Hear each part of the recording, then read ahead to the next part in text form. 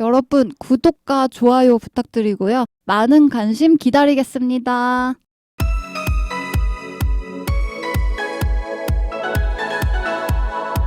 우주로 가는 독서 스텔라 이슬. 얌얌입니다. 오늘 함께 읽을 책은 김초엽 작가의 우리가 빛의 속도로 갈 수 없다면입니다. 네, 책 소개해드릴게요.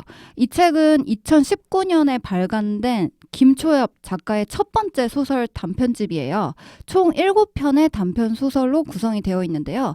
각 단편은 과학적 공상 요소들과 현재 인간 삶을 연결하는 다양한 주제를 다루고 있어요. 저자 특유의 상상력을 기반으로 한 세계관과 서정적인 서사가 돋보이는 작품들이라고 하네요. 김초엽 작가는 생화학을 전공한 과학도에서 소설가로 전향한 분인데요. 2017년에 이 소설에도 포함되어 있는 작품인 관내분실로 한국과학문학상 중단편 부문 대상을 수상하며 문단에 데뷔했다고 해요. 이후에는 다양한 과학적 주제를 매력적인 서사로 풀어내면서 한국 SF 소설계의 신의 작가로 떠오르고 있다고 하네요. 좋습니다. 냠냠이가 작가 소개, 책 소개 전달 드렸고요. 저희는 언제나처럼 책의 앞에서부터 끝장까지 읽어나가 볼게요. 네. 이 책은 총 7개의 단편 소설로 구성되어 있는 책입니다. 그래서 7가지의 이야기를 접하실 수 있고요. 저희 독서 스텔라가 약 3년 만에 김영하 작가의 SF 소설 작별인사 이후로 다시 만나는 SF 소설이라는 점도 말씀드릴게요. 네. 그래서 저희 독서 스텔라가 6년 만에 처음 만나는 김초엽 작가의 첫 소설이고요. 김초엽 작가님 반갑습니다. 반갑습니다. 저는 사실 이분이 남자분인 줄 알았어요. 이름 때문에요? 그냥 정말 그냥 그냥. 전혀 사전 정보가 없었고 음. 사실 큰 관심이 없었어요. 어떠한 이유도 없이. 음. 그래서 오히려 더 선입견 없이 볼 수 있었고 맞아. 그래서 이번에 이 책을 처음 읽어보면서 많은 이야기를 담아왔습니다. 네. 자, 그럼 첫 번째 단편 소설부터 만나보겠습니다. 첫 번째 단편 소설. 순례자들은 왜 돌아오지 않는가? 네, 이 단편은 유토피아와 디스토피아 사이의 경계를 탐구하는 내용인데요. 어느 행성에 사는 사람들이 나오고 이 사람들은 성년이 되면 시초지라는 곳에 순례를 다녀오는 전통이 있었어요. 그래서 아마 시초지는 지레짐작컨대 지구를 뜻하는 것 같고요. 이렇게 어딘가 시초지로 떠난 순례자들이 계속해서 돌아오지 않고 있자 이 단편의 주인공 데이지가 그 이유를 추적하면서 실마리를 풀어나가는 소설이에요. 그렇지. 네. 이 단편을 포함해서 총 7편의 소설이 모두 공상소설 혹은 공상과학의 영역이기 때문에 네. 저희가 지금 알고 있는 과학적 지식이나 네. 향후 어떻게 과학이 펼쳐나가질 건지에 대한 예상조차도 뛰어넘는 영역들에 대한 네. 얘기가 줄을 이루고 있다는 점. 맞아요. 그래서 소설 각 단편 초반에 배경이라든지 가정하는 상황이 많이 보여지거든요.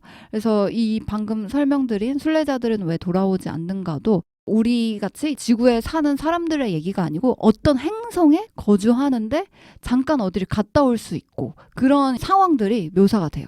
왜 이 단편이 책의 첫 번째 장을 순서? 이루고 있나 라고 생각이 들더라고. 개인적으로는 크게 재미없었어.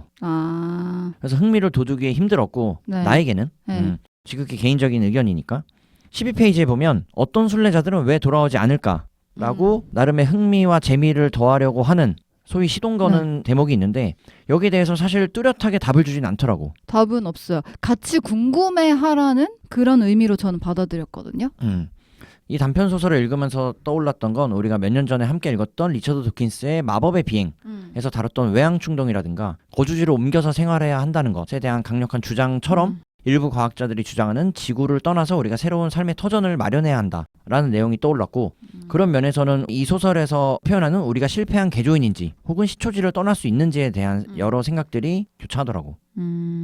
그래서 이 단편의 주인공은 데이지이지만 릴리라는 또 다른 등장인물 이야기가 펼쳐지는데 릴리는 이제 완벽한 인간을 만들고자 노력하는 연구원이에요. 그러던 중에 자신의 어떤 유전적 결함을 가진 올리브라는 존재를 만들어서 자신의 이제 유전적 결함을 가졌지만 이것을 폐기하지 않고 그대로 내보내거든요. 그러니까 이 단편의 전제가 완벽한 인간을 만들어야 한다라는 점에서 네. 출발한다는 게 지금 냠냠이가 말씀드린 내용이고 네. 나는 이 김초엽 작가의 이 소설책을 읽으면서 전반적으로는 과학자들의 고집도 느껴졌고 사명감도 전달이 되었는데 뭔가를 계속 기술을 개발해야 된다 이런 것들. 근데 그것이 인류 전체를 위해서라는 네. 대의를 갖고 움직인다라는 전제로 책을 썼더라고. 근데 난 여기에 대해서는 사실 내가 비과학자로서는 소설 전반에 걸쳐서 드릴 말씀이 굉장히 많습니다.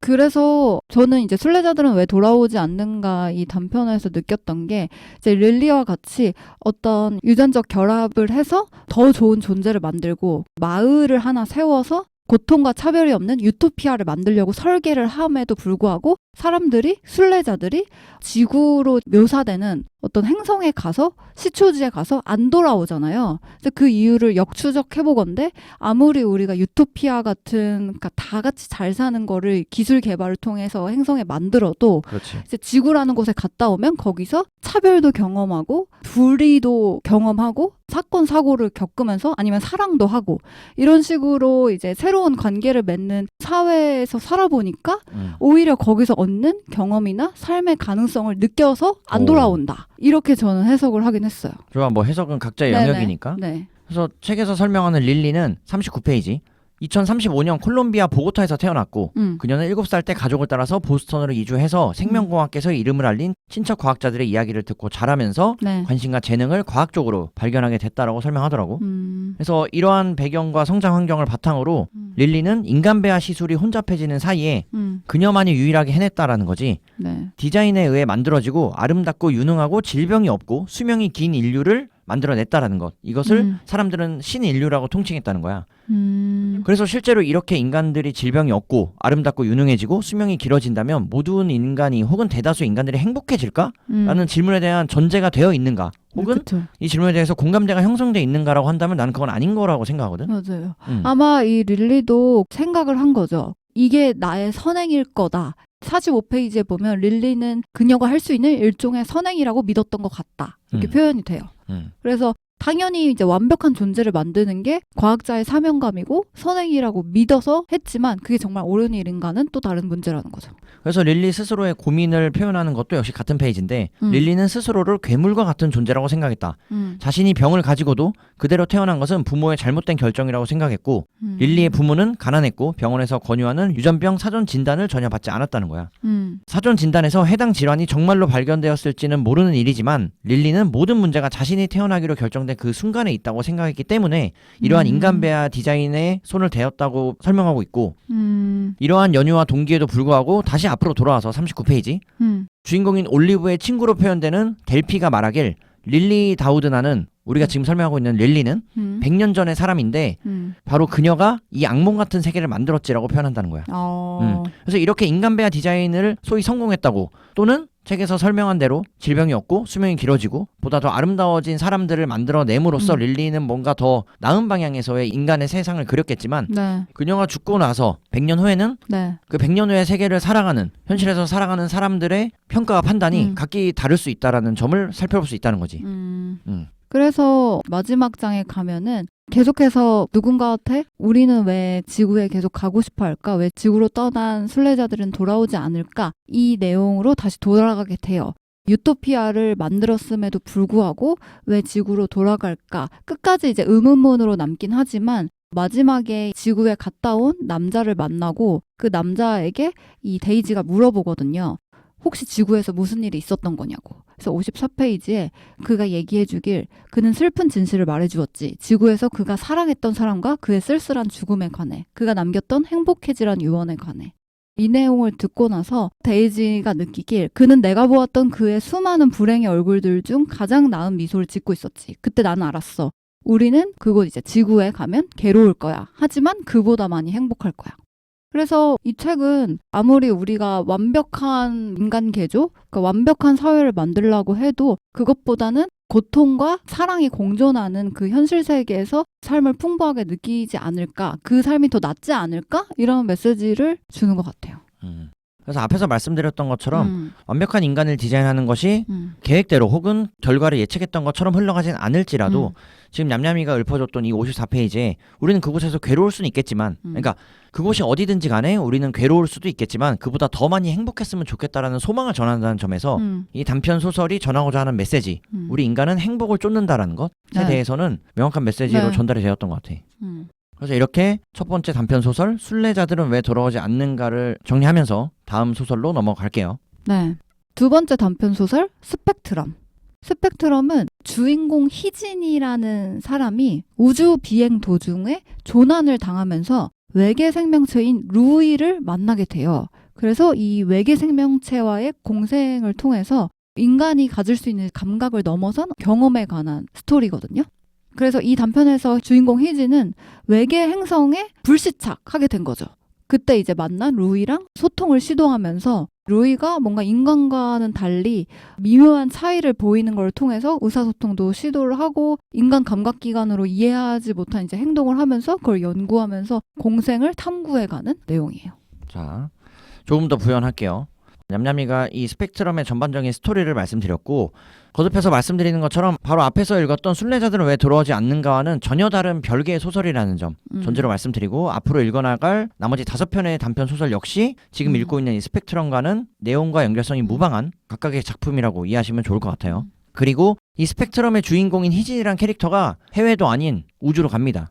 그리고 결국 길을 잃고 조난을 당하는데 그곳에서 외계인을 만나요. 그 외계인의 이름이 바로 루이라는 것.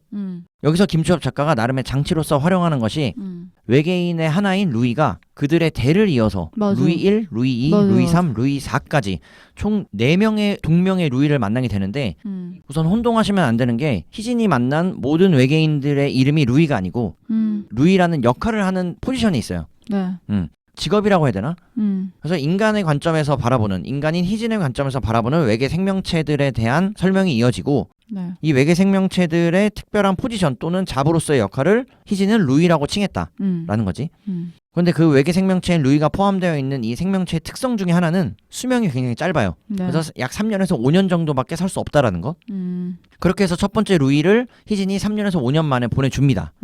그러니 그 루이라는 포지션이 비어 있겠지. 맞아. 그랬더니 거짓말처럼 혹은 예상했던 것처럼 두 번째 루이가 등장하고 그 두 번째 루이는 희진에게 첫 번째 루이가 해줬던 것과 동일한 역할과 서비스를 제공해요. 네. 이 루이들은 이 영혼이 이전 개체에서 다음 개체로 이어진다고 믿고 같은 행동을 한 거죠. 그렇지. 네. 그렇기 때문에 이제 희진도 자연스럽게 첫 번째 루이가 이제 죽고 나자 같은 행동을 하고 같은 영혼을 지는 것 같은 개체가 등장해서 자신에게 동일한 서비스를 하니 그를 이제 두 번째 루이라고 생각하고 두 번째 루이라고 명명을 하는 거죠. 그렇게 첫 번째 루이를 떠나보내고 두 번째 루이를 만나. 그리고 또 시간이 흐르고 세 번째 루이와 끝내 네 번째 루이까지 만난다는 거. 맞아요. 그래서 기간상으로 본다면 최단 12년 그리고 최장 약 20년 동안의 시간을 네. 총 4개의 외계 생명체와 조우를 한다는 것. 음. 그들과 함께 생활하는 모습을 그려내고 있어요. 내용이 첫 번째 루이부터 네 번째 루이를 만나기까지 희진은 그들의 무리지어서 생활하는 것이나 외계 생명체의 행동 방식이 인간이랑 어떻게 다른가를 계속해서 탐구를 해요. 예를 들면 외계 생명체를 포함한 무리인들의 수의 개념을 이해하고 이들은 이진법을 쓸 수 있다는 사실을 알아냈고 또 이들이 낮의 하늘과 밤의 하늘을 관측하고 이 행성 바깥의 세계에 대한 가설을 세운다는 것을 알아냈고 그렇지. 그들과 공생하는 거죠. 공생하면서 알아내는 과정이 쭉 이어지고요. 그렇게 루이가 포함된 이 외계 생명체와 희진이 속한 인간의 공통점을 찾아내기 위해서 희진은 부단히 노력을 하고 그런 모습들이 그려지는 점에서 독자들이 재미있게 읽어낼 수 있지 않았을까. 왜냐? 우리는 전혀 모르는 외계 생명체에 대한 표현과 그들에 대한 상상이 우리를 즐겁게 할 수 있으니까. 네. 86페이지에서 87페이지에 보면은 희진이 드디어 네 번째 루이를 만났을 때 이 루이들이 어떤 그림을 그릴 때 예술과 감정을 표현하고 있던 것이 아니라 어떤 의미를 기록하고 있었다는 거를 깨닫게 되거든요. 그래서 보통 이제 그림을 그릴 때 우리 인간은 예술 작품으로서 많이 그린다면 이 루이들은 그들의 삶이나 이제 그들이 기억하는 바를 그려서 의미로 만드는 매개체로 만드는 거죠. 그리고 역시 설명을 더하면 이 스펙트럼의 장치상 인간인 희진과 이 루이가 포함된 외계 생명체 집단은 의사소통을 하지 못해요. 서로가 쓰는 언어와 표현 방식이 전혀 다르기 때문에 희진이 1대 루이부터 4대 루이까지 만나는 이 긴 시간 동안에도 불구하고 지금 냠냠이가 말씀드린 그림을 통해서 특정 신호와 부호를 주고받고 있구나라는 점을 파악한 정도의 수준인 거지. 그 이상의 감정 표현과 서로 공감대를 이루는 장면은 사실 찾아보기 힘들었다라는 거. 그 부분이 이제 89페이지에 묘사가 되는데 루이들은 색채 언어를 쓰는데 각각의 색에 어떤 의미가 있고 그걸로 이제 소통을 하는데 루이도 희진한테 다가가서 본격적으로 색을 구분하는 법을 알려주려고 해요.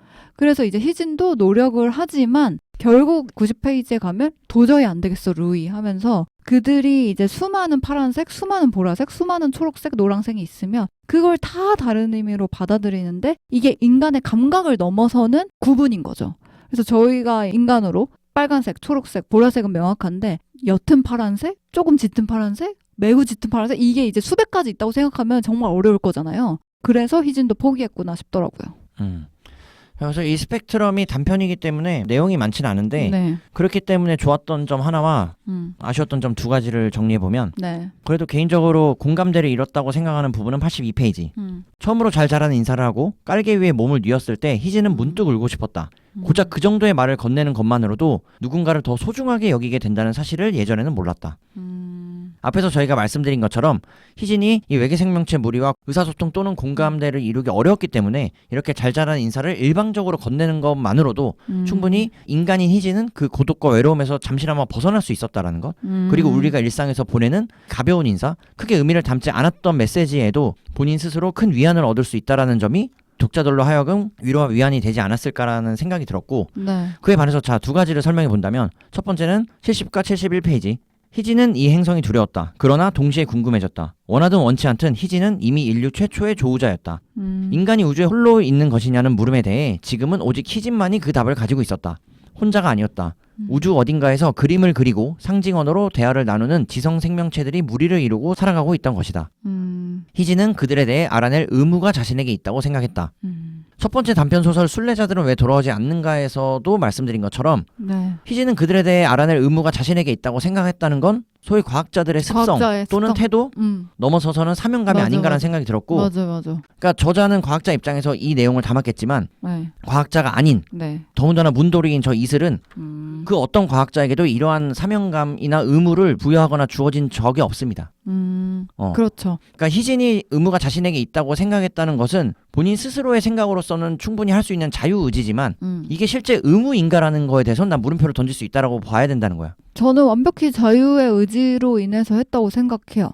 물론 사명감으로 하는 과학자도 있겠지만 희진의 이야기를 봤을 때 계속 놀라워하고 이 생물에 대해서 너무 궁금해하고 파고들고 싶어하고 탐구를 하고 싶어하는 내용이 곳곳에 포진되어 있는 것 보면 그녀의 이제 인간으로서의 궁금함, 호기심 그리고 이 탐구에 대한 어떤 열의 이런 것으로 인해서 이렇게 공생을 노리고 이들 루이랑 살아보지 않았을까 이런 생각이 들어요. 근데 저는 이제 반대급부로 이 무리인들, 외계 생명체, 루이들은 과연 이거를 받아들였을 때 그 당시에 희진이 우주 비행선이 함몰돼가지고 어떻게든 어디든 도망칠 수 없고 굉장히 유약한 존재였기 때문에 받아들여주고 공생해주지 않았을까 싶어요. 만약에 진짜 파워를 가진 여러 기술을 가져서 그들을 해할 수도 있는 존재로 소위 위협이 등장했으면, 네, 그랬으면은 이러지 못했을까 싶기도 하고요. 지금 냠냠이가 말씀드린 것처럼 희진이 그들에 대해서 알아내야 된다는 것에 대한 흥미로서의 표현이 아닌 그걸 넘어서서 의무라고 본인이 느끼는 것이라는 단어를 네. 김초엽 작가가 썼어요? 사용했다는 것이 네. 나는 개인적으로 공감하기 어려웠다는 것 말씀드리고 또 92페이지 단편 소설의 한계일 수도 있고 김초엽 작가가 사실은 급하게 마무리한다라는 느낌을 지울 수가 없었는데 네. 지금 이 이야기를 끌고 가던 희진이 할머니가 되었어. 맞아요. 그리고 할머니의 이야기는 늘 갑작스럽게 끝이 났다라는 이 한 줄의 정리를 통해서 대체 이 외계 생명체 무리인 루이들과 4대에 걸쳐서 함께 생활했던 이 짧지 않은 시간을 이겨내고 흘려보내고 과연 이 할머니는 손녀에게 이야기를 전달하는 방식처럼 구성했다는 것이 어떻게 지구로 돌아서 손녀까지 만났고 만났나? 손녀에게 이런 이야기를 들릴 수 있다는 것에 대한 설명이 너무나 빈약해. 점프죠 그냥. 갑작스럽게 끝이 났고 어떻게 돌아왔는지 그 과정에 대한 긴 묘사는 없는 거잖아요. 그래서 희진이 돌아와서 이 이야기를 다시 들려주는 데까지의 과정이 너무나 빈약하고 앞에서의 외계 생명체 무리를 만나고 루이들과 시간을 보내면서 그 의사소통과 공감 또는 인간의 고독함과 외로움 그럼에도 인간의 그 생존 본능과 의식을 설명하는 내용 굉장히 흥미롭게 읽었는데도 네. 뒤에서 이런 식으로 마무리가 되다 보니까 할머니 이야기가 늘 급작스럽게 끝이 났다는 이 한 줄은 독자인 나에게 어떻게 들렸냐면 김초엽 작가 이야기는 늘 이런 식으로 전환되는 건가? 라는 생각을 해볼 수 있다는 거지. 그쵸. 단편의 한계가 맞는 것도 같아요. 아니 단편 소설임에도 음, 화면 전환이나 화제 전환을 잘하는 소설들이 있을 수 분명히 있지. 근데 정말 많은데 그래서 나는 이 할머니의 핑계를 댄다는 거. 할머니의 성격은 원래 이야기를 이런 식으로 빨리 끝내. 갑작스럽게 끝낸다니까 라고 설명하는 게 아니 어떤 할머니길래? 라는 것 이전에 그 할머니가 돌아온 과정을 설명하는 이 아래 한 문단 약 10줄가량의 본문의 내용이 앞에서 루이드를 만나서 깊게 고뇌했던 희진의 캐릭터에 대한 설명과는 배치되었다라고 느껴진다는 거지. 그래서 아쉬웠다. 네. 아무래도 SF 소설이다 보니까 독자들의 몫으로 열린 결말로 두는 게 있는 것 같아요. 다른 단편선들도 그런 장면이 분명히 있었어요. 제가 내용을 거듭하면서 네. 말씀드릴 거고요. 오케이. 지금 냠냠이가 그래도 또 열린 결말이라고 하니까 네. 이게 우주에서의 내용들을 다루고 있잖아. 네. 정말 열려있는 광활한 공간 아닙니까? 맞아요. 무한한. 뭐든 생각할 수 있고 뭐든 될 수 있죠. 문득 스쳤는데 우리가 우주로 가는 독서 스텔라라는 게 그래. 저는 다시 한번 이 소설에 대해 재평가하겠습니다. 죄송합니다. 정신 차리세요. 예, 재밌게 읽은 것 같아요. 우주예요. 지금 지구로 가는 독서 스텔라가 아니고 우주예요. 뻗어나가겠습니다. 네. 자, 그렇게 두 번째 단편 소설 스펙트럼을 뒤로하고 세 번째 소설로 갑니다. 네. 세 번째 단편 공생가설.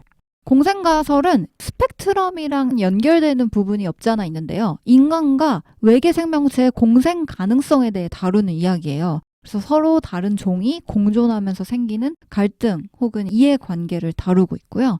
이 세 번째 단편은 주인공 루드밀라의 이야기가 주를 이루는데요. 루드밀라는 외계 생명체 연구팀에 합류하게 되면서 외계 생명체와 인간의 새로운 공생 모델을 제안하게 되면서 이야기가 펼쳐져요. 그렇지. 그래서 두 번째 단편 소설인 스펙트럼을 읽고 왔다면 이 세 번째 단편 소설인 공생가설을 읽어내는 데는 크게 어렵지 않을 거예요. 네. 이미 한번 외계 생명체와 인간의 만남에 대해서 조명했기 때문에 이러한 상상과 가설을 머릿속에 그려내기에는 크게 부침이 없었을 거고 네. 냠냠이가 말씀드린 소설 내용에 조금 더 이야기를 더하면 주인공인 류드밀라가 있고요. 류드밀라는 본인이 그린 그림을 통해서 네. 본인이 살았던 과거의 고향이라고 부를 만한 행성에 대한 묘사를 해요. 네. 그리고 이 행성에 대한 묘사를 나타낸 그림이 처음에는 사람들에게 상상의 영역으로 받아들여지지만 맞아. 소위 추상화겠지? 네. 그런데 과학기술이 발전과 발달을 거듭하면서 실제 지구로부터 굉장히 멀리 떨어진 곳에서 관찰되는 행성이 이 류드밀라가 그렸던 그림과 동일한 모습을 나타내는 거지. 네. 구체적으로 계속 그게 나오는 거예요. 그녀가 이제 어렸을 때 그렸던 작품은 사람들이 류드밀라 어떻게 이런 거 상상했어? 너무 멋있다 이렇게 하다가 류드밀라가 성인이 될수록 작품에 데이터를 입힐수록 너무 구체적으로 세세하게 실존하는 행성과 묘사가 되니까 다시 한번 사람들이 이제 찬사를 하면서 어떻게 이렇게 진짜 있는 것 같은 행성을 그렸냐 했더니 류드밀라는 당연하죠. 그 행성은 정말 있으니까요. 제가 그 고향이라는 그 행성에서 왔습니다. 이렇게 얘기를 하는 거예요. 그렇지. 그래서 110페이지에 보면 이 세 번째 단편 소설 공생가설의 주축을 이루고 있는 키워드 바로 뇌를 판독하는 내용에 대해서 이야기를 다뤄요. 그래서 두 번째 단편 소설인 스펙트럼과 구분을 해본다면 같은 외계 생명체와 외계 행성에 대해서 이야기를 하지만 네. 그 접근 방식이 네. 스펙트럼은 외계 생명체와의 의사소통과 공감 그리고 이 세 번째 공생가설은 바로 뇌에 대한 이야기를 한다는 것. 네. 자, 뇌에 대한 이야기를 어떻게 풀어나가냐면 이 소설에서는 특정 연구팀에 대한 배경을 통해서 브레인 머신 인터페이스 연구팀이에요. 극 중에서는 그런 이름으로 불리고 이 연구는 신생아의 울음에 어떤 의미가 있는지를 대략적으로나마 분석해보려는 시도라는 네. 것. 네. 그래서 이 신생아들의 울음소리를 통해서 어떤 이야기를 들려주는지 상상해볼 수 있다. 네. 자, 114페이지. 아이들의 웃음소리를 분석해보길 어떻게 하면 더 윤리성을 부여할 수 있을까? 다들 거기에 잘 계신가요? 아니야, 우리가 살아가야 할 곳은 여기야 라는 메시지로 치환할 수 있다는 거지. 그랬더니 이 연구팀에서는 누가 먼저랄 것도 없이 데이터 오염 같은데? 라고 말하는 거야. 근데 나도 그랬을 것 같아. 맞아. 야, 이게 무슨 소리야. 무슨 애기들이 애기 머릿속에 왜 이런 게 있어? 막 다들 거기에 잘 계시냐니. 그치. 그런데 이러한 내용을 거듭해서 설명해 나가면서 118페이지 아이들의 웃음소리를 번역하길 우리가 시작된 곳이야. 우리 행성이 보고 싶어. 류드밀라, 류드밀라, 류드밀라. 류드밀라는 그곳을 그대로 그려냈는데 그리워. 이런 내용들을 통해서 네. 앞선 세대인 류드밀라가 그려냈던 그림이 아기들의 울음소리에 비슷한 메시지를 담아간다는 것. 네. 그리고 거기서 공통점을 찾아낼 수 있다는 네. 것에 대한 내용을 설명하고 있어요. 네. 그래서 이제 데이터들이 아기들의 뇌 속에서 무언가가 또 다른 어떤 독립된 주체가 서로 대화를 나누고 있음을 보여준 거죠. 그렇지. 그래서 그 대화는 마치 뇌 속에서 이제 공존하면서 의견을 계속 주거니 받거니 하는 그렇게 보여져서 놀라게 돼요. 그래서 여기서는 이제 두 가지에 대한 생각이 들었는데 먼저 아기들의 울음소리를 번역해낼 수 있을까라는 것. 실제 과학기술이 현재 단계에선 오늘날 2024년에는 가설에 불과하지만 이게 진짜 AI가 더 발달하고 특정 영역에서의 이 아기들의 울음소리를 분석하고 번역해낼 수 있다면이라는 생각이 들었고 둘째로는 아기들을 넘어서 동물 또는 식물에 대한 의사소통 또는 그들의 신호를 우리 인간이 감지해낼 수 있을까라는 그쵸. 생각이 들더라고요. 네. 물론 지금 나의 이야기도 역시 공상소설을 읽었기 때문에 해볼 수 있는 공상의 영역인데 맞아. 근데 여기서 이 공생가설이라는 단편이 더 나아간 점이 그러니까 아기의 울음을 분석하거나 동물의 울음을 분석해서 저 지금 배고파요. 저 지금 화났어요. 이런 걸 분석하면 모르겠는데 거기서 더 나아가서 아기들 머릿속에 우리와 다른 어떤 지성적인 독립 존재가 있다는 거예요. 그렇지. 그게 바로 이 김초엽 작가의 가설이었어요. 그리고 그 독립적인 지성은 지구로부터 멀리 떨어져 있는 어떤 행성으로부터 아기들과 류드밀라가 공통의 분모를 갖고 있다는 거, 네. 같은 기억을 갖고 있다는 거, 같은 씬을 그려낼 수 있다는 거지. 맞아요. 그게 가장 큰 특징이고, 그리고 그 아기들이 자라서 된 게 바로 지금의 우리와 같은 성인이라는 거야. 그렇기 때문에 책의 140페이지 연구팀은 마지막 질문에 도달했다. 사람들은 왜 그렇게 류드밀라의 세계에 열광하고 환호했을까? 왜 사람들은 류드밀라의 세계를 보며 눈물을 흘렸을까? 왜 사람들은 그녀의 그림에서 한 번도 가본 적 없는 세계에 대한 향수를, 오래된 그리움을 느꼈을까? 인류 역사상 수많은 가상세계가 창조되었지만 왜 오직 류드밀라의 행성만이 독보적이고 강력한 흔적을 세계 곳곳에 남겼을까? 라고 말한다는 거야. 결국 이러한 점은 이 소설의 전제에 의하면 지금 성인인 우리를 포함해 아기들 그리고 그 전세대인 류드밀라와 이 연구팀의 구성원 모두가 지구로부터 멀리 떨어진 그 행성에서부터 출발하지 않았을까라는 소위 영혼이 연결되어 있는 것과 네. 같은 느낌을 받을 수 있다는 거지. 링크가 되어 있는 거죠. 정확합니다. 네. 그래서 129페이지에 이 연구를 했던 연구진 둘이 계속 얘기를 해요. 뭐야 이렇게 웅성웅성 되면서 이렇게 우리가 몰랐던 독립된 지성이 우리 뇌 속에 어렸을 때 아기 때부터 있었던 거라면 우리가 인간성이라고 믿어왔던 것은 실은 외계성이었군요. 이렇게 연구팀장이 얘기를 하면서 소스라치게 놀라고 있어요. 이게 너무 급진적이어서 누구라도 받아들이기 어려울 겁니다 하면서 둘이서 계속 얘기를 하는데 데이터를 그래도 부인할 순 없으니까 만약에 이 독립된 지성을 인간의 뇌 혹은 아기의 뇌 속에서 쫓아낼 수 있을까?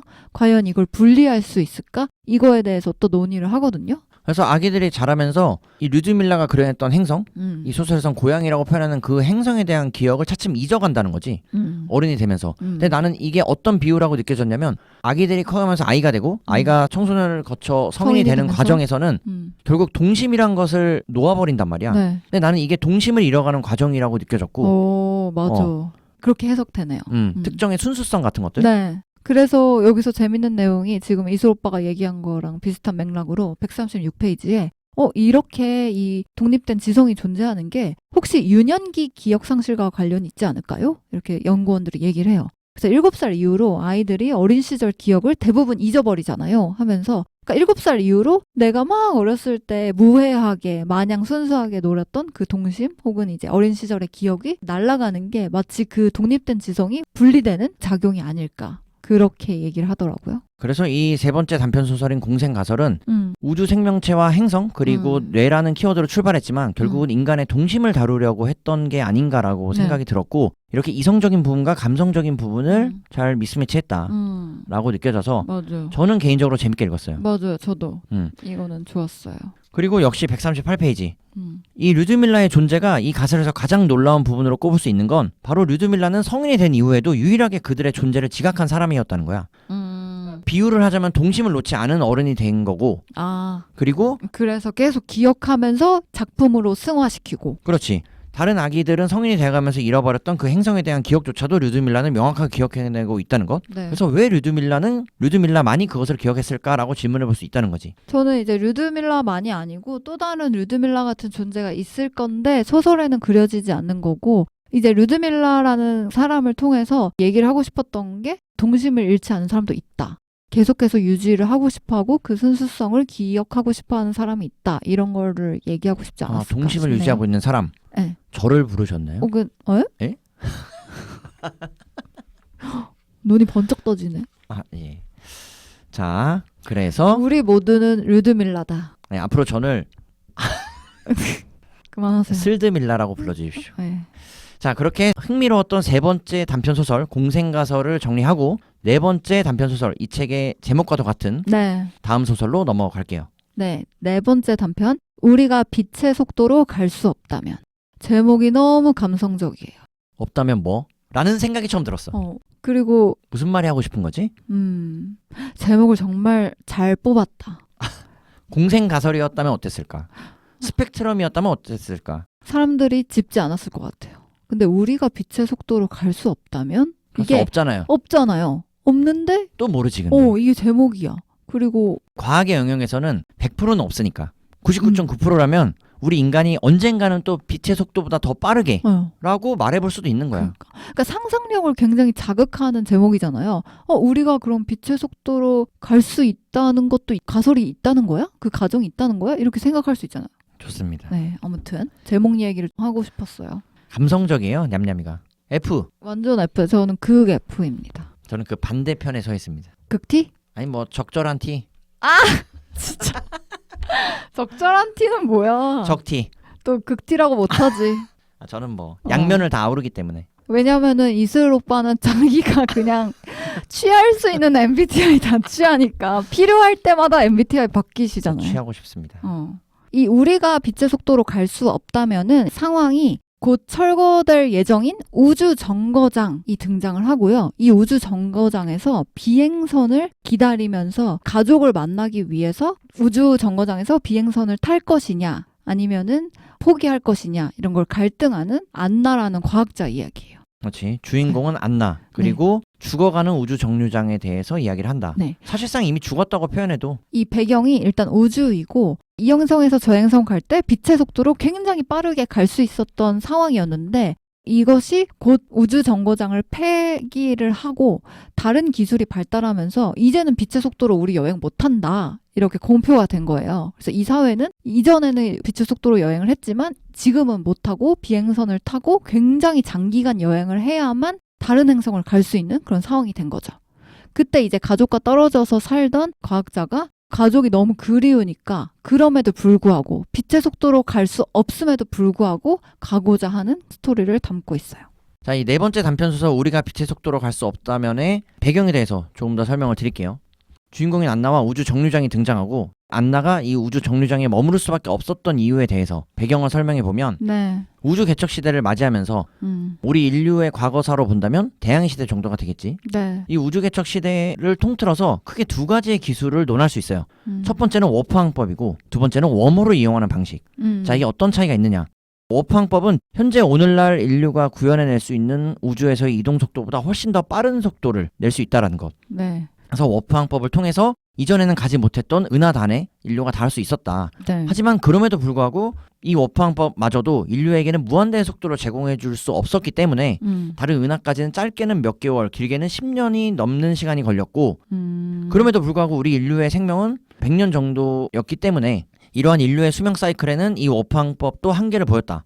자, 이러한 워프 항법이 한 가지가 있었고 두 번째는 바로 웜홀을 통하는 방식인데 네. 웜홀은 우주에 이미 열려있는 네. 소위 게이트와 같은 역할을 그쵸. 하고 있어요. 그래서 A라는 웜홀로 들어가면 A-1이라는 정해져 있는 웜홀로 나오는 거죠. 그렇지. 네. 그런 방식을 통할 수 있었고 이러한 웜홀을 통하는 방식을 이용할 수 있었기 때문에 인류는 이전의 워프 항법으로 갈 수 있었던 거리보다 훨씬 더 먼 우주까지 갈 수 있었던 거지. 네. 그리고 이제 우주 여행이 좀 더 보편화된 미래가 된 거죠. 그렇지. 네. 그런데 이제 이 두 번째 방식인 웜홀을 이용한 방식. 웜홀을 이용한 방식이 보편화되다 보니 네. 기존의 워프 항법으로 이동했던 지역과 우주들이 네. 소위 황폐화되거나 외면받기 시작한 거야. 맞아. 그래서 우주 정류장에서 기다렸다가 우주선을 타고 이동했던 워프 항법이 점점 사라지고 웜홀을 이용한 항법이 대유행을 하면서 우주 정류장도 이제 없애자, 많이 안 하니까 이렇게 된 거예요. 그렇지. 그런데 그 와중에 그런 격변의 시대에 네. 주인공인 안나의 가족이 바로 웜홀 방식이 아닌 그 이전 세대의 기술인 워프 항법을 통한 기술을 통해서 네. 먼 우주에 나가 있었고 먼저 이주를 해버린 거죠. 다른 그렇지. 행성으로. 그리고 안나는 이 과학자라는 또 역시 사명감과 소명의식 때문에 네. 지구에 남아서 네. 계속 기술을 연구하는 거예요. 인간을 냉동 수면시키는 기술을 연구하고 있었어요. 특정 기술을 개발해서 중요하다기보다는 이 안나가 과학자라는 역할을 계속 하고 있는. 하기 위해서 가족과도 생이별을 선택해야 했고 네. 실제 이것도 안나의 선택이니까 맞아요. 소설을 보시면 안나의 선택으로 나옵니다. 네. 선택이 나와요. 그래서 안나는 웜홀 방식이 아닌 워프왕법을 통해서만 본인 가족을 만날 수 있기 때문에 네. 이 우주 정류장에서 본인의 마지막 거취를 보여주는 내용이 바로 이 맞아요. 네 번째 단편 소설 우리가 네. 빛의 속도로 갈 수 없다면이에요. 네. 저는 이 단편이 짠하고 심금을 울렸다고 해야 되나? 어쨌든 가족 얘기가 나오니까 어쩔 수 없이 그랬던 것 같고, 이 안나가 계속 이제 연구를 하면서 여기선 이제 노인으로 그려지거든요. 노인이 된 안나가 연구는 성공을 했고, 근데 가족한테 갈 수 있는 예전 워프왕법은 없고 해서 고민을 하다가 시간이 얼마나 걸리든 일단 나는 가족이 너무 보고 싶으니까 폐기되기 직전에 우주 정류장에서도 하염없이 계속 기다리는 거야. 한 대라도 우주선이 오겠지. 한 대라도 타고 가야겠다. 이렇게 바라면서요. 그래서 안나는 자신의 어떤 구식인 예전 우주선을 타고 기어이 이제 떠나는 걸로 이야기가 끝이 나요. 그래서 이 안나와 대화하는 역할로 등장하는 남자는 이 우주 정류장을 해체하기 위해서 온 그러한 사람이죠. 역할로 등장한 사람이고 맞아. 그러한 남자를 저자인 김초엽 작가의 입을 빌려서 대화하는 형식으로 즉 화자의 역할로서의 안나와의 대화를 끌고 나가는 서사를 구성한다.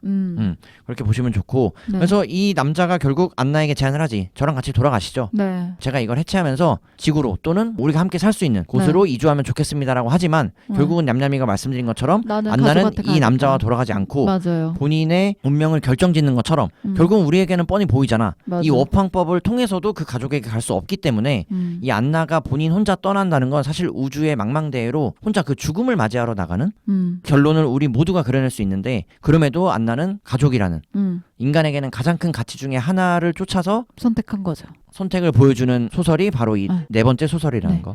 이거는 이제 열린 결말이 아니고 정말 안나의 선택까지 보여주더라고요. 그래서 여기서는 이제 이 안나의 이야기를 통해서 인간이 우주라는 시간과 공간을 초월할 수 있는 공간에도 불구하고 가족과 사랑하는 이들을 향한 어떤 그리움 이런 것들을 어떻게 간직해오고 어떻게 실현하는지를 보여줬던 것 같아요. 자, 여기서도 제가 짚어보겠습니다. 오늘 네. 짚어내기 전에 책의 156페이지와 181페이지 두 번의 표현이 나오는데 우주선은 비록 빛의 속도에는 도달하지 못했지만 156페이지 그리고 181페이지에는 우리가 빛의 속도로 갈 수조차 없다면 이라는 문장이 나와요. 그래서 이 네 번째 단편 소설이자 책의 제목인 우리가 빛의 속도로 갈 수 없다면과 90% 이상 싱크로율이 일치하는 두 문장을 발견할 수 있었고 반갑더라고. 네. 그러네요. 그리고 앞선 두 번째 단편 소설인 스펙트럼에서 희진의 사명감에 대해서 즉 의무라고 표현했던 것과 같이 저는 이 네 번째 단편 소설에서의 안나의 표현도 역시 김초엽 작가의 사상과 가치관이 잘 드러난 페이지라고 느꼈던 곳이 바로 159페이지. 네. 안나가 그 남자에게 말하길 한번 들어보게 나는 그 안티프리저를 개발하기 위해서 지구에 남았지. 학자로서의 호기심도 있었지만 그때는 무언가 인류의 미래에 기여한다는 그런 생각도 있었던 것 같네. 그래서 안나가 말한 것처럼 무언가 본인이 인류의 미래에 기여한다는 그런 생각도 있었던 건 같네라는 말 역시 이런 표현이야말로 과학자들이 갖는 특유의 가치관 또는 사고체계인가라는 생각이 들더라고. 그래서 왜 과학자들은 모두가 인류에 기여한다. 내가 인류를 위해서 무언가를 할 수 있다라고 생각하는 건가? 그걸 당연시 전제 조건으로 깔까? 본인들의 능력인 건지 아니면 실제 그렇게 생각하는 건지 또는 그래야만 하는 당위인 건지 이것에 대해서 구분하기는 어렵겠지만 이 소설에 등장하는 여러 캐릭터들을 통해서 김초엽 작가가 평소에 갖고 있는 과학자라는 직업에 대한 생각을 잘 드러내고 있는 게 아닌가라는 생각이 들더라고. 아무래도 이 과학자는 기존에 없던 것을 창조하고 혁신하고 그리고 그것이 더 나은 세상을 만든다고 믿고 일을 진행하니까 자연스럽게 혹은 자신도 모르는 사이에 자기가 하는 게 인류에 기여를 하고 있다라고 믿지 않을까요? 저도 과학자가 아니지만 그럴 거라고 생각해요. 왜냐면 모든 과학자들이 뭔가를 할 때 나만 좋아야지? 라는 모티브는 잘 발견을 못했거든요. 근데 반대로 물어보면 과학자가 아닌 비과학자인 우리를 포함해서 우리의 사회를 구성하고 있는 여러 구성원들도 사실 인류의 미래에 기여하고 있다라고 난 생각하거든. 어떤 의미에서든. 그렇기 때문에 과학자들만이 인류의 미래에 기여하는 건가라고 들려지는 것처럼 문장 구성을 한다는 게 왜냐하면 여기 포지셔닝이 다 그렇게 돼 있어요. 그렇지. 이 과학자들은. 소설 우리가 빛의 속도로 갈 수 없다면에 등장하는 7개의 단편에서의 주인공은 대부분은 과학자라는 공통점이 있기 때문에 그런 면에서는 과학자들이 가진 인류의 미래에 거는 기대 또는 의무와 같은 감정들을 연속성을 갖고 보여주는 것 같더라고. 네. 그러니까 아무래도 저자가 생각하는 상상력, 저자가 그리는 꿈 같은 그런 SF 세계를 배경으로 넣으려면은 그러기 위해서 과학자들이 뭔가를 개발했다를 계속 캐릭터로 세우다 보니까 그런 연결성이 있는 것 같아요. 그래서 역시 소설이다 보니까 지금 우리가 이야기하고 있는 이런 부분들을 네. 정말 이 표현 그대로 과학자들이 우리 인류의 미래를 보다 더 나은 방향으로 보다 더 좋은 방향으로 바꿔줄 수 있을 거야 라고 생각하시는 분들은 네. 더더욱이나 이 책을 재밌게 읽으실 수 있을 것 같고 흥미와 호기심을 갖고 또한 전혀 반대급부로는 과학자들만이 인류의 미래에 기여하는 건 아니지 않을까라고 생각하시는 분들은 이 소설에 대한 소감과 느낌이 다를 수 있지 않을까라고 네. 생각이 들어서 나는 개인적으로 이 소설이 좋고 나쁨을 떠나서 여러 상황을 가정함으로써 이 소설이 독자들에게 다양한 방식으로 전달될 수 있지 않을까라는 생각이 들어서 소설을 거듭해서 읽어나가면서 보다 더 좋은 감정으로 읽히더라고. 네. 음. 좋아요. 자, 그렇게 이 소설책의 제목과도 같은 네 네. 번째 단편소설 우리가 빛의 속도로 갈 수 없다면을 마무리하고 저희는 5번째 단편소설로 넘어갈게요. 네. 5번째 소설은 감정의 물성인데요. 감정의 물성은 이모셔널 솔리드라는 회사가 어떤 감정을 불러일으키는 물건을 개발하게 돼요. 그렇지. 쉽게 말하면 감정을 통제할 수 있다는 거야. 네. 그래서 뭐 행복이나 뭐 기쁨 같은 것도 있고 우울이나 슬픔 이런 감정도 있고 이걸 이제 사는 사람도 있는 거죠. 그래서 이거를 주인공 정하의 동성 연인 보현이 구매를 하고 우울체를 구매한 동성 연인에 대해서 정하는 이거는 유사과학이나 마찬가지다 하면서 불신을 하지만 점점 시간이 갈수록 이해하게 되는 내용이에요. 이 소설의 키워드는 감정을 사고 팔 수 있다. 네. 라는 건데 사실 이건 이미 현실에도 있는 영역이라서 나는 흥미롭게 들리진 않았어. 아, 감정 조절 장치라는 그렇지. 내용은 어디서 많이 들었던 내용이라서. 현실에서 우리는 이미 우울증에 대한 치료제가 있잖아. 아. 그러니까 항우울제를 먹는단 말이야. 네. 항우울제를 먹음으로써 우리는 우울한 감정을 치료할 수 있지. 소위 정상의 개념이나 우울하지 않은 정도의 상태로 회복시킬 수 있단 말이야. 그런 의미에서는 사실 감정을 사고 파는 것을 이미 우리는 의학적인 처방을 통해서 현실 세계에서 어느 정도 이뤄내고 있고 그거는 근데 과도한 감정을 약물 치료를 통해서 통제하는 게 있는 거지. 우리가 실제로 우울감을 어디서 살 순 없잖아요. 그러니까 예를 들면 그것을 감정이란 단어로 표현했기 때문에 이런 게 있었어? 야, 감정을 사고 판단 말이야 라고 느낄 수 있다는 거지. 실제로는 지금 예로 든 우울증뿐만이 아니라 조증에 대한 치료도 있고 ADHD에 대한 치료도 있고 인간의 감정에 대한 치료로서는 상당히 많은 부분에서 연구가 진행되고 있단 말이야. 치료는 있지만 감정을 불러일으키는 물건은 없잖아요. 우울하게 할 수 있지, 인간을. 예를 들면 우리 인간이 마약을 복용하면서 환희와 기쁨, 쾌락을 맛보는 것처럼. 아, 그런 약물 같은 것들을. 그러니까 매개는 있죠. 약물에 만약에 마약을 했어. 그러면 갑자기 희열을 느껴. 느낀다고 하지. 느낀다고 해본 건 아니니까. 전혀 여기까지 하겠습니다. 쾌락을 느낄 수 있다고 하죠. 그러면 쾌락을 사는 것과 같은 효과를 느끼지만 그런 효과는 있지만 우리가 진짜 물건으로 얘는 우울, 얘는 기쁨, 얘는 행복감 이런 걸로 이제 파는 거는 상상력은 맞잖아요. 여기서 지금 사고 파는 매개라는 방식이 내가 지금 설명했던 내용과 전체적인 시스템과 기전은 크게 다르지 않다. 그렇기 때문에 이 5번째 단편 소설인 감정의 물성이 크게 새롭게 들리지 않았다라고 말할 수 있다는 거지. 네네네. 이해했습니다. 자, 그래서 이 감정의 물성에서 저자가 독자들에게 질문하는 한 가지. 왜 우울의 감정을 사람들은 사는 거야? 라고 213페이지에서 물어본다는 거지. 왜 증오와 분노 같은 감정들이 팔려 나가는 거죠? 돈을 주고 그런 걸 사려는 사람이 있는 건가요? 라고 끊임없이 질문해. 그 질문이 주인공 정하가 본인의 연인 보현이 계속 우울이라는 물건을 사가지고 우울감에 빠져 있으니까 아예 그 이모셔널 솔리드 대표를 만나서 얘기하는 거예요. 자꾸 자기 연인이 그러니까 왜 도대체 사람들이 우울을 사는 겁니까? 왜 증오를 사는 겁니까? 이렇게. 사실 여기에 대한 정답은 각자가 해석하기에 나름인 것 같고 맞아. 실제 정답이 없는 영역이니까. 그래도 저자 김초엽 작가가 도와주는 내용이라면 215페이지. 의미는 맥락 속에서 부여된다. 하지만 때로 어떤 사람들에게는 의미가 담긴 눈물이 아니라 단지 눈물 그 자체가 필요한 것 같기도 하다. 라고 설명해 준다는 거야. 네. 나는 이 부분에 공감이 되더라고. 네. 우리가 슬픈 영화를 봐서 눈물을 흘리는 것과 네. 내가 눈물을 흘리고 싶거나 혹은 오늘은 우울한 감정을 느끼고 싶어서 네. 슬픈 영화를 찾을 수도 있는 거지. 그쵸. 그래서 그 두 가지는 사실 결과는 같을 수 있지만 그 순서가 결과에 다르는 바뀌었을 뿐? 과정이 다르니까 네, 맞아요. 여기에 대해서는 충분히 우울이란 감정을 찾는 사람들이 있다라고 할 수 있을 것 같고 네. 그러나 그러나 그 우울에 다가가는 방식은 사람마다 다를 수도 있지 않을까라고 생각을 해볼 수 있었다는 점에서 이 소설은 그 자체로 좋았어. 맞아요. 그리고 마지막 페이지에 보면 결국 이제 우울감이라는 물건을 계속 사던 연인을 이해를 못 해주니까 그 연인이 떠나거든요. 이제 자꾸 이제 싸우니까. 연인이 떠나고 나서야 왜 이렇게 이 감정을 소비했을까를 이해하려고 노력한 주인공이 결론적으로 이제 이해를 하는 내용이 나와요. 내가 나의 연인을 위로할 수 있는 어떤 언어도 나에게 없다는 사실을 깨달았다. 그러니까 언어로 위로를 못 해주는 거지. 주인공 정아의 연인은 위로의 표현이라든지 이런 언어적인 표현이 필요했던 게 아니고 그냥 감정 그대로 느끼면서 온전히 그 우울감을 느끼고 그걸로 힐링을 하는 사람이었던 거예요. 그렇지. 그래서 거기에서 이제 친구가 그래서 그렇구나를 어렴풋이 이제 이해를 하면서 소설이 끝이 나요. 그러니까 감정에 대해서 다양하게 생각해 볼 수 있는 거야. 실제 사람이 혹은 한 개인이 힘들 때 네. 위로받고 싶을 때도 있겠지만 네. 혼자 있고 싶을 때도 있는 거거든. 맞아요. 그러한 감정을 느끼거나 그러한 감정을 다스리는 데 있어서 개인차가 있을 수 있다라는 것. 네. 그리고 그러한 다양성마저도 존중받아야 한다는 것에 대해서 맞아. 설명한다고 느꼈고 그리고 저는 또 특이했던 게 이 시대에는 작가가 그려진 상상력의 시대에는 어쨌든 감정을 물질로 바꾼 거잖아요. 우리가 사고 팔 수 있는. 그래서 나중에 이렇게 우리가 진짜 감정을 물질화 해버리면은 그 시대에 인간이 느끼는 감정이 어떤 의미가 있을까? 이렇게 돈으로 주고 사고 팔고 할 수 있는데. 그래서 나도 그 생각을 해봤는데 우리가 지금 온전히 느낄 나는 아니야. 뭐가 아니야? 안 사? 안 사요? 고민 없이 바로 말할 수 있을 만큼 어. 나는 이미 너무 행복하더라고. 아니 근데 오빠는 그럼 우울감을 사고 싶진 않나 보네. 그러니까 가끔 취미로 재미로 흥미로 사볼 수는 있겠지만 그래서 그때 감정의 의미가 있을 거냐 말이지. 내가 지금 너무 행복한데 한번 좀 우울해볼까? 재미로 우울 당근합니다. 내 우울 당근합니다 해가지고 그러면은 그때 인간의 감정이 무슨 의미가 있을까? 약간 소름 끼치긴 하더라고요. 근데 오히려 그렇기 때문에 나는 이 소설을 읽으면서 이러한 가정 속에 정말 나는 오늘의 현재의 이슬이는 감사하다? 행복 그 자체구나. 행복의 해피 바이러스? 그냥 바이러스입니다 여러분. 죄송합니다. 이 대목을 읽으면서 다시금 느꼈어.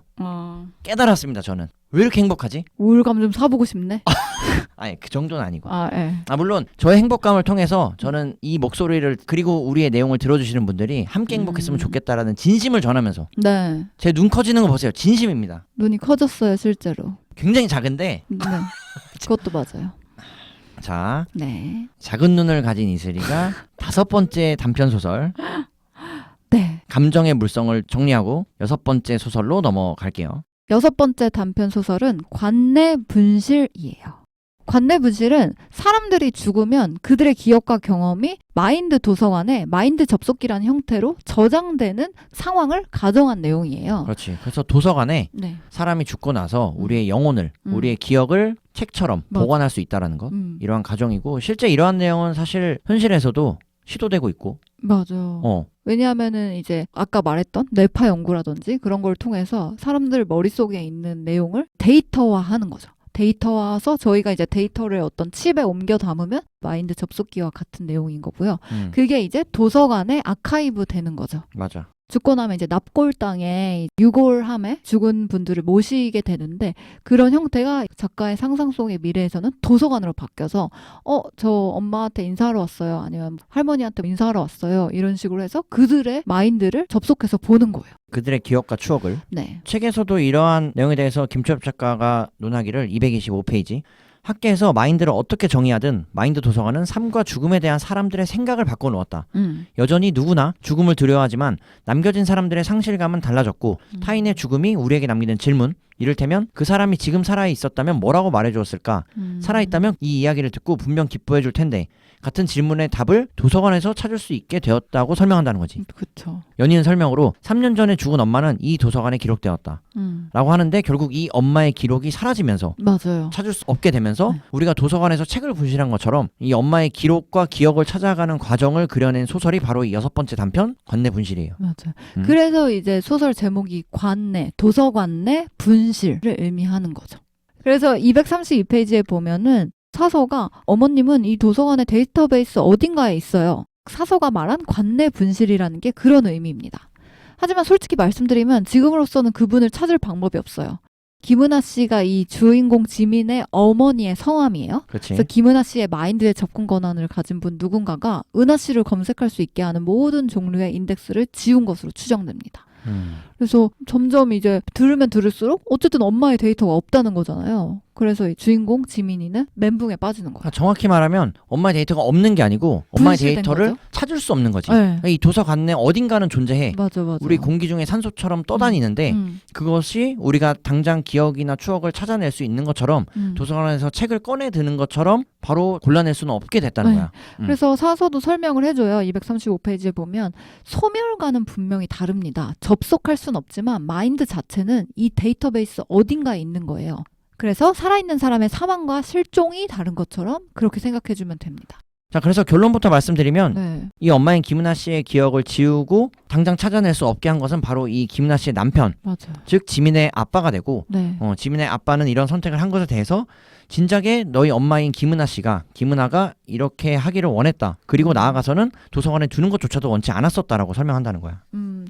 결국 김은하 씨 엄마의 유언이었던 거예요. 그래서 우리가 이 은하의 유언에 대해서도 생각해 볼 만한 점들이 있을 수 있겠더라고. 예를 들면 내가 원치 않음에도 불구하고 이 마인드 도서관에 나의 기억을 보존할 것인가에 대한 선택도 내가 할 수 없다면, 그러니까 남겨진 가족들과 내 지인들 때문에라도 그들이 원하면 내가 강제로 남겨줘야 되는 거야. 사실 이 상황이 그렇지. 왜냐면 은하는 실제 원하지 않았으니까. 원하지 않았어요. 그리고 나중에 우리도 이슬과 냠냠이도 이러한 마인드 도서관이 등장했을 때 혹은 이와 비슷한 개념이 향후 미래 세계에서 구현됐을 때 우리가 원치 않더라도 영원히 박제되는, 그러나 우리는 이미 그 길을 선택했지. 에?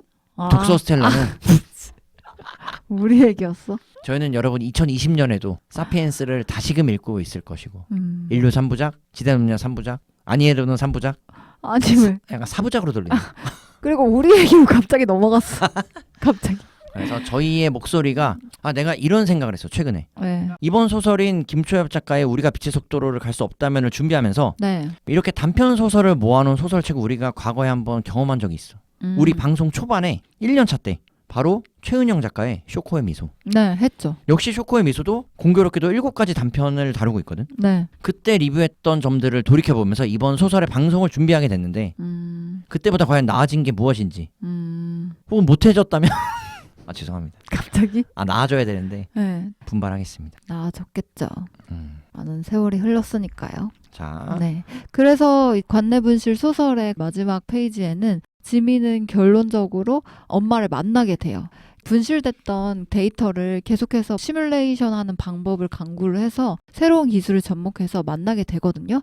근데 만나고 나서의 장면이 굉장히 충격적이에요. 왜냐하면은 김은하 씨, 지민의 엄마는 지민의 엄마이기 이전의 시절에 그냥 정말 김은하로서의 삶이 있었잖아요. 그런 삶을 보여주면서 지민에게 엄마는 엄마이기 전에 그녀만의 삶과 그녀가 좋아했던 것들, 그녀 자신이 모든 것, 삶의 모든 것이었던 그런 때의 이제 장면들이 펼쳐지거든요. 그런 걸 보면서 이제 지민은 엄마도 엄마이기 전에 김은하 씨로서의 삶이 있었고 그거를 너무 사랑했구나. 그렇기 때문에 자기의 기억을 제발 리셋해달라고 유언을 남기지 않았을까. 라고 추측을 하면서 마지막에 눈물을 흘리면서 엄마를 이해한다. 이렇게 표현을 하죠. 자, 그래서 우리 엄마도 우리를 만나기 이전에 충분히 사회에서 한 역할을 했었던 한 명의 인간이고 그리고 여자였고 맞아요. 그런 어머니를 발견할 수 있었던 과정과 계기로서 이 소설을 읽어나갈 수 있고 그리고 마지막에 이 딸인 지민이는 엄마와의 추억도 또는 같이 찍은 사진 한 장도 없지만 결국은 이 마인드 도서관에서의 기록된 엄마인 은하에게 건네는 한마디가 냠냠이가 말씀드린 네. 나는 엄마를 용서할 수도 용서를 빌 수도 없지만 결국 나는 이해한다라고 말을 건넨다는 거지. 이해한다. 네. 이 소설의 내용적인 면과 별개로 2가지의 표현에 대해서 얘기를 해보고 싶은데 네. 첫 번째는 264페이지. 지민의 아빠가 지민에게 말하길 어차피 아이를 가지면서 일을 잠시 그만두는 건 언제나 있어온 일이었으니까 라고 설명해. 이게 엄마들의 혹은 여성들의 출산과 육아를 통한 경력 단절을 이야기하는 거라고 느껴졌는데 실제 이때도 이럴까라는 생각이 들었어. 네. 그러니까 마인드 도서관이란 것이 보편화될 정도의 과학기술력이 발달한 시대라면 네. 그때도 출산과 육아로 인한 경력 단절이 있을까라는 생각이 들었고 왜냐하면 여기는 두 가지 전제를 해볼 수 있는데, 첫 번째는 남성들이 그때도 지금과 같은 가정과 사회에서의 역할을 동일하게 고수할 것인가, 즉 출산과 육아에 더 역할을 해야 되지 않을까라는 점이야. 이 이야기는 과거 우리 아버지 세대 또는 할아버지 세대보다 지금의 우리 세대 또는 앞으로의 미래 세대가 출산과 육아에 보다 더 그 관여율을 높여가고 있다는 것. 네. 그래서 이 문장이 과연 이 정도의 과학기술이 발달했을 때도 적용될 수 있는지에 대한 궁금증이 첫 번째였고, 두 번째는 여성의 아이를 출산하고 육아하는 것이 과연 지금과 동일한 형태로만 진행이 될 것인가. 이미 내가 어린 시절, 그리고 냠냠이가 어린 시절, 또는 우리의 부모 세대들이 어린 시절에 자라는 것과 우리의 미래 세대와 현재 아이들이 자라나는 가정 환경, 사회 환경, 주변 환경은 완전히 다르거든. 네. 그리고 이 마인드 도서관이 발전한 것과 같은 이 고도로 집약된 과학기술의 성장이 따른다면 난 이건 어느 정도 혹은 그 이상의 과학기술과 사회 시스템이 보전하고 보완해줄 수 있는 완충의 지대로서의 역할도 기대해볼 수 있을 것 같다는 상상을 해본 거지. 그렇다고 한다면 이 264페이지에 쓰인 이 표현이 너무나 이 시대상을 따라가지 못한 오히려 구식의 이야기를 다루고 있는 것 같아서 이 부분은 김초엽 작가한테 한번 물어보고 싶었고, 그리고 두 번째로 이야기해보고 싶었던 건 239페이지. 엄마와 딸이라는 관계는 흔히 애증이 얽힌 사이로 표현된다. 딸을 사랑하지만 자신의 모습을 투시하는 엄마와 그런 엄마의 삶을 재현하기를 거부하는 딸. 자, 여기까지만 읽어도 충분할 것 같은데, 이 김초엽 작가의 소설 우리가 빛의 속도로 갈 수 없다면은 전반적으로 여성 서사라는 점. 자, 모든 캐릭터가 등장인물 주인공이 여성이죠. 여성을 중심으로 이루어지는데, 두 번째 단편인 스펙트럼은 희진의 이야기와 희진이 할머니가 됐을 때 손녀에게 들려준다는 점. 네. 그리고 네 번째 단편선인 우리가 빛의 속도로 갈 수 없다면의 주인공도 역시 안나. 주인공이 이제 할머니로 표현되는 게 안나라는 것. 네. 그리고 이 감정의 물성에서도 주인공으로 등장하는 정화와 그녀의 연인으로 등장하는 또 다른 그녀 보연. 네. 역시 여성과 여성의 관계. 네. 그리고 이 관내분실. 관내분실에서도 엄마와 딸의 관계. 네. 그리고 우리가 아직 다루지 않았지만 네. 마지막 단편인 나의 우주 영웅에 관하여도 이모인 재경과 주인공인 가윤. 즉 이모와 조카, 네. 여조카의 이야기를 다룬다는 점에서 그렇죠. 이 7가지 단편이 대부분의 서사가 여성 중심 혹은 여성과 여성 간의 관계만을 그리고 있다는 것이 이 239페이지에 엄마와 딸이라는 관계는 이라는 문장을 봤을 때 불현듯 떠오르더라고. 그래서 이 김초엽 작가가 쓴 소설의 가장 큰 특징 중에 하나라고 볼 수 있는 점이 아닐까라는 생각이 들더라고. 네. 자, 이렇게 6번째 단편 관내분실을 뒤로 하고 마지막 단편으로 넘어갈게요. 네. 7번째 단편은 나의 우주 영웅에 관하여예요. 네, 마지막. 네. 이 마지막 단편은 주인공 가윤이 등장을 하고요. 주인공 가윤은 우주인 후보로 선정된 사람인데요. 그래서 가윤은 어린 시절부터 이모인 재경을 우주 영웅으로 생각하면서 동경을 하고 지냈고, 결론적으로 본인의 이모를 따라서 우주인 후보로 선정도 되고 우주 비행에 성공하게 돼요. 이렇게 가윤이 우주 비행에 성공하기까지 그 과정이 그려지는 내용인데요. 그 가운데에 가윤이 항상 본인이 동경했던 재경 이모가 자기가 생각했던 것과 다른 선택을 하는 모습을 보면서 왜 재경 이모가 이랬을까? 왜 이래야만 했을까? 이렇게 이해가 되지 않는 부분을 점차적으로 이해를 하면서 극은 전개가 되죠. 가윤을 보면서 느낀 건 좋은 친척 어른을 뒀다. 내 네. 이모가 우주 영웅이라니. 네. 소위 우주 영웅으로 불릴 만한 우주 유영, 우주 비행을 한 사람이라니 라는 생각이 들어서 맞아. 좋은 영향을 받았구나라는 생각이 들었고, 네. 그러므로 인해서 조카가 이모를 보면서 동경하고 그 꿈을 이뤄나가는 것, 이 과정까지는 매우 훌륭했어요. 네. 279페이지에 보면은 재경 이모가 인류 최초 터널 우주 비행사로 선발이 되면서 우여곡절이 있었음을 나타내거든요. 그래서 그녀는 마르고 작은 체형인데다가 이미 한 차례 임신과 출산을 겪은 동양인 여성이란 사실에 언론에 하나둘 공개되면서 선발 과정에 대한 논란이 불길처럼 커졌다. 그래서 이렇게 우주 비행사로 선발되고 나서 재경 이모가 겪었을 심적인 부담감, 압박감 이런 게 있었지 않았을까 예측이 되는 거죠. 결국 이 마지막 단편은 어떻게 해석하느냐에 따라서 역시 개인차가 있겠지만, 맞아요. 나는 개인적으로 조카인 가윤이 우주 비행사로 성장하면서 이모인 재경이 걸어왔던 실제의 길, 그리고 우리에게 알려진 길, 우주 영웅으로 알려진 재경과 실제 담당자들이 이야기하는, 즉 네. 내부에서 이야기하는 재경은 괴리가 있고 그쵸. 다른 행동을 했다라는 것. 그래서 이런 부분에서 조카가 느끼는 오랜 시간 동안 동경해왔던 이모에 대한 환상이 깨져가는 것, 혹은 그러한 사실을 알아가는 과정 속에서 가윤이 느꼈던 혼란, 그리고 그런 감정선의 변화가 독자로서 읽어내기에는 굉장히 흥미롭더라고. 맞아요. 그리고 이렇게 터널을 통과하는 우주 비행사가 되려면은 사실은 특수 캡슐에 탑승한 상태에서도 극도로 높은 중력 가속도나 급격한 온도 변화에 견뎌야 되니까 인간이 이런 극한 상황에서도 살아남을 수 있도록 신체를 개조하는 사이보그 그라인딩이라는 과정을 지났어야 한다고 해요. 그때 이제 재경 이모는 의문을 가진 거죠. 물론 우주 저편도 기대가 되지만 그것보다는 인간을 넘어서고 싶다. 우리 몸은 너무 한계가 많다. 제가 딸 서희를 가졌을 때는 진화에서 해결하지 못한 문제가 얼마나 많길래 내가 이 고생을 해야 되나 이런 얘기를 주절주절 하게 되는 거죠. 이런 답변들은 사람들을 실망하게 하는 거예요. 인류 최초의 터널 비행사가 왜 이렇게 힘들다, 과정이 고초가 많다 이런 말을 하니까 실망을 하게 된 거죠. 그래서 이런 재경한테 사람들이 기대했던 것 혹은 가윤이 기대했던 우주 영웅으로서의 모습은 사실은 없었고 결론적으로 재경 이모와 다르게 가윤은 우주 비행에 성공을 해요.